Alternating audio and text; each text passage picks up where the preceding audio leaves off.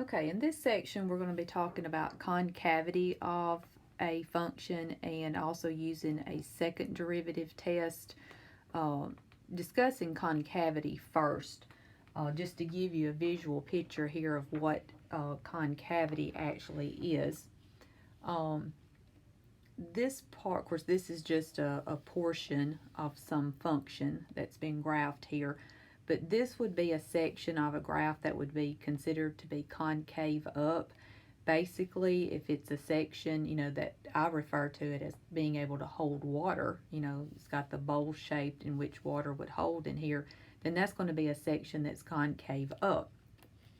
Then if you're talking about a section that's concave down, that's what you're going to be seeing with this portion of the graph. So it's going to be your bowl turned upside down for concave down. So that's what we're going to figure out first of all about these functions, is which parts of the function is concave up and which part of the function is concave down. All right, so here is some steps that you will need to write down that you'll go by in determining the concavity.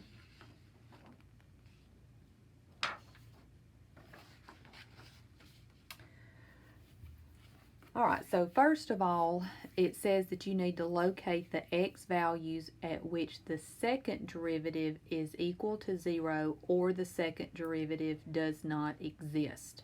So like in the previous section, everything that we did, like with increasing, decreasing, maxes and mins, that all came from your first derivative. So concavity is going to come from your second derivative. So again, first of all, find your x values in which your second derivative is equal to 0 or the second derivative does not exist. Okay, then you're going to use these x values to determine test intervals. So you're going to do a sine graph just like what we did before, but the sine graph is going to be in reference to your second derivative instead of the first derivative. So then you're going to test the sine of the second derivative in each interval, okay? Now, once you do your sine graph and you've tested each one of those intervals, if you end up with a positive value, your second derivative is greater than 0, then that's going to be a section of your graph that's concave up. If your second derivative is negative, then that's going to be a section that's concave down. And if it's exactly equal to 0, then there is no concavity. The only time that you would not have any concavity would be actually if your function's just a linear function, meaning a line.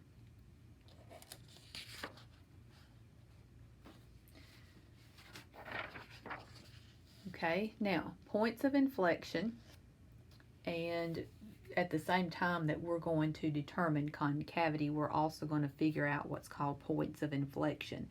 And points of inflection are where your concavity changes. So that would mean if it's going from concave up to concave down or vice versa, that point in which it changes is what they call a point of inflection.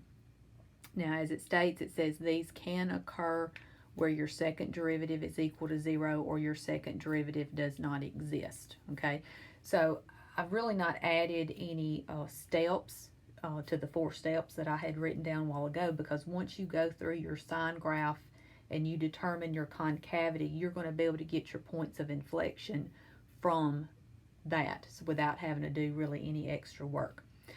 Okay, so here's the first example that we're going to work on. And what you need to do each time to begin with is determine the domain.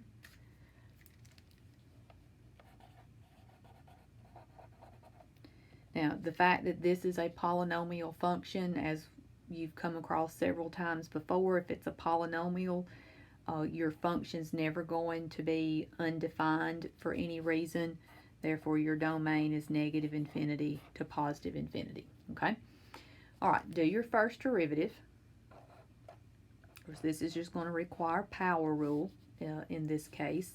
So you're going to have 4x cubed minus 12x squared.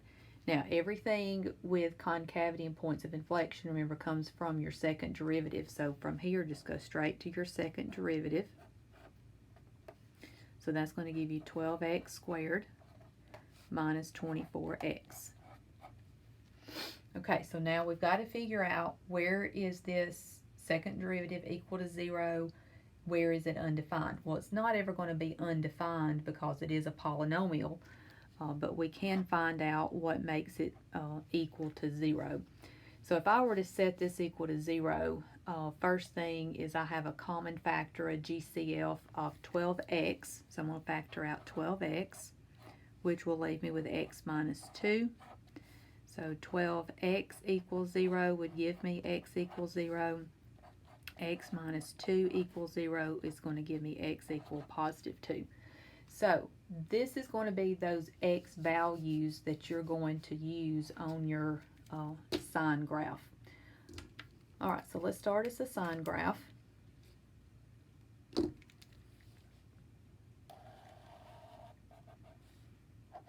And we're going to mark off 0 and positive 2. Now, this is all in reference, remember, to your second derivative. Now, you do need to pick a test number in each of these intervals. So something that would be less than 0, so I could go with -1. Between 0 and 2, I could go with positive 1. And then larger than 2, I could go with 3.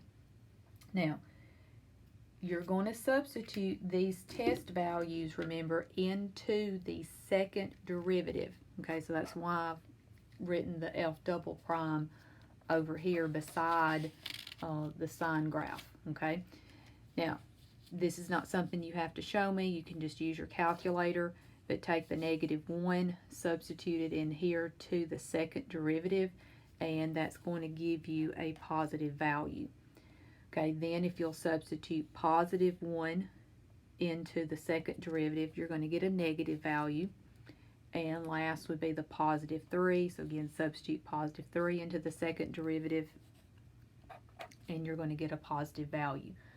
Okay, so just as it stated, if your second derivative at this x value is greater than 0, which means something that's positive, then you're going to have concave up.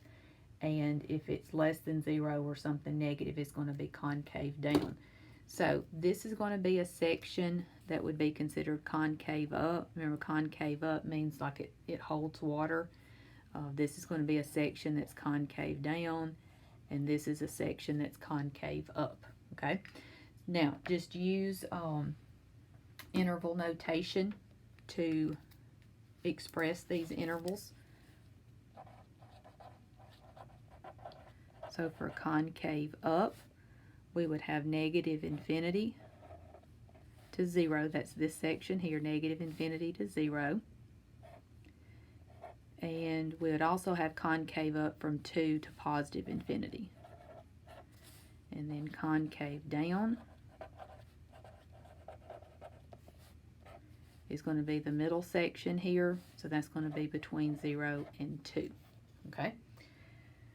Now, so very similar to what you did with increasing and decreasing. It's just here you use your second derivative instead of your first derivative. Other than that, it's the same basic process.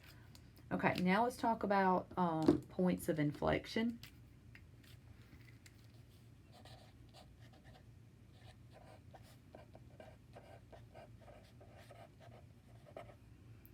All right, so as I told you a while ago, points of inflection occur where your concavity changes.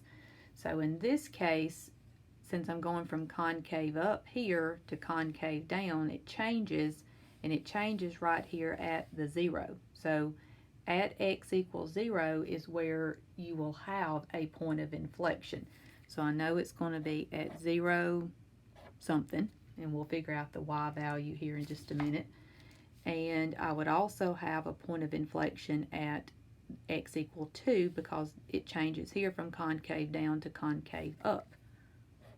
So this would be at 2 something. Now, since these are actual points on your graph, you've got to substitute the 0 and the 2 into the original function.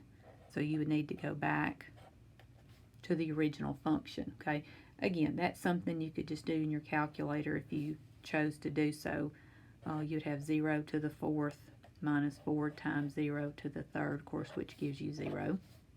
And then substituting in the 2, you would have 2 to the 4th minus 4 times 2 to the 3rd, and that's going to end up giving us negative 16. So 0, 0 is a point of inflection, and 2, negative 16 is a point of inflection. All right, let's look at this on the calculator real quick, because when you're finished, I always go and look at the picture of it and see if what you have found makes sense.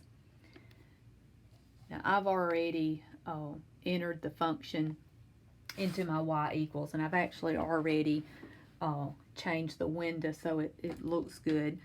The x-axis, this is going from -2 to 5, so each tick mark here is just by ones. I did change my y-axis to be by 5s though, so this is at positive 10, and I believe this is negative 30. 5, 10, 15, 20, 25, 30. This is negative 30. So you can play around with your window until you get it to look the way you want it to look. Okay, so let me scoot over here so we can see what we ended up determining. All right, so we're concave up from negative infinity to 0. Of course, negative infinity means you're starting over here on the left side. So that's describing this little section that you're seeing right here. Now, I know I don't have the complete bowl, like I don't have the other side of the bowl here, but this is the way it curves, you know, would be making that bowl shape that would indicate concave up. But then right here, as it passes through the origin, it changes the way it cups or the way it curves, and this section looks like a section that would be like half of a bowl that's turned upside down. And then you get this portion of it, see, which is going to be the 2 to the infinity. So right here's 2. Let me mark this. Right here's the x equal 2, which is on down here. Okay, so right here is where it stops being concave down, and this portion is going to be the portion that's concave up that looks like it holds water, okay? So where your concavity changes, remember, is these points of inflections. So right here, 0, 0 was a point of inflection because this part's the concave up, this part's concave down. And then about halfway through here is where it starts kind of curving back the other way to give you that concave up look.